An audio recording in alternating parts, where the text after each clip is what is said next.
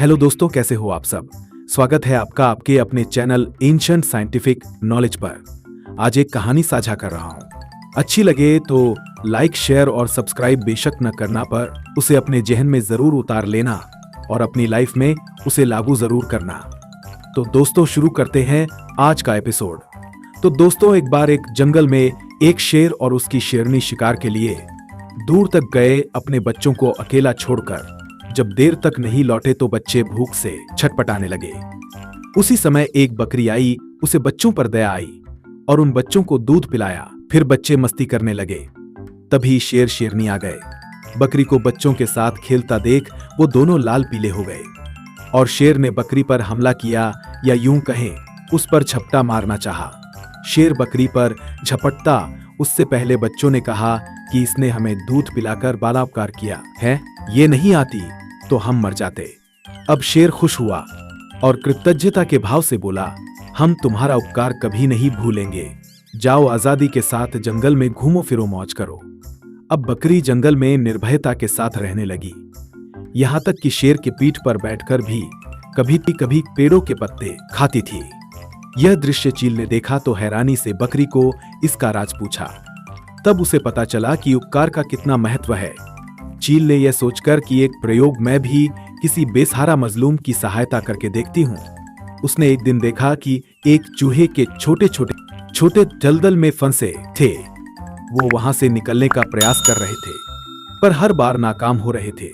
वो जितना प्रयास करते उतना ही वो उस दलदल में फंसते जाते थे, मतलब हर कोशिश बेकार। चील ने उन बच्चों को पकड़ कर सुरक्षित स्थान पर पहुंचाया। बच्चों की मदद करने में वो खुद भी कीचड़ में सन गई थी। बच्चे कीचड़ और पानी से भीगे हुए थे और सर्दी से कांप रहे थे।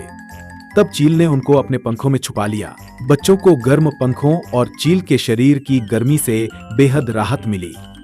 काफी समय बाद जब चील को लगा कि चूहिया के बच्चे सुरक्षित हैं, तो चील उड़कर जाने लगी। पर ये क्या, चील तो उड़ान भरने से पहले ही अपनी ओर देखकर हैरान परेशान हो उठी।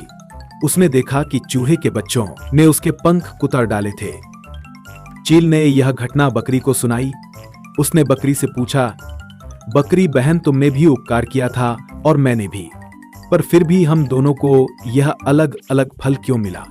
बकरी हंसी, फिर गंभीरता से कहा, और मित्रों, आप सभी से निवेदन है कि जो जवाब बकरी ने दिया, आप सब उसको गंभीरता से सुनो और उस पर सोच विचार करके अमल करो। तो बकरी ने जवाब दिया कि उपकार करो तो शेरों पर करो, चूहों पर नहीं, क्योंकि कायर कभी उपकार को याद नहीं रखते और बहादुर कभी उपकार नहीं भूलते। दोस्तों, एक शेर ने भारतीय सोए समाज पर भी उपकार किया था। सबको शेर के बच्चे समझकर उसने तो अपने बच्चों को और खुद को कुर्बान कर दिया। खुद भुखमरी, जलालत, तिरस्कार, चोटीधारी जातंकवादी, गुंडों की मार और न जाने क्या क्या सहा। अछूतों और शूद्रों को जगाने के लिए, उनके हक अधिकारियों के लिए, उनके खोए हुए मृत इतिहास को फिर से जिंदा करने के लिए। पर हुआ क्या? आज वो उस महान Shershah, the symbol of knowledge, केवल बस जयंती या निर्वाण या जन्मदिन के दिन उनकी छवि पर फूल माला सजाकर या सब्जी पूरी बना के भंडारा सा करके ही याद किया जाता है। ना तो कोई चूहा उस महान शेर को पढ़ता है, ना को उसको समझता है, ना कोई उसको जीता है। उस महान शख्स के नाम पर संस्थाएं बना के केवल चंदा इकट्ठा किया जाता है, और ये चंदा भी कुछ चूहे तो अपना पेट भरने और समाज को कुतरने के काम में ही इस्तेमाल करते हैं। थू है उन चूहों पर जो उसका दिया और दिलवाया हुआ ही खाते हैं, पर उसके पवित्र पद चिन्हों का अनुसरण नहीं करते। दोस्तों, बात बहुत ही गहरी है। समझो तो ठीक और ना समझो तो ठीक।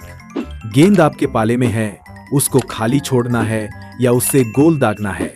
जय भारत, जय संविधान।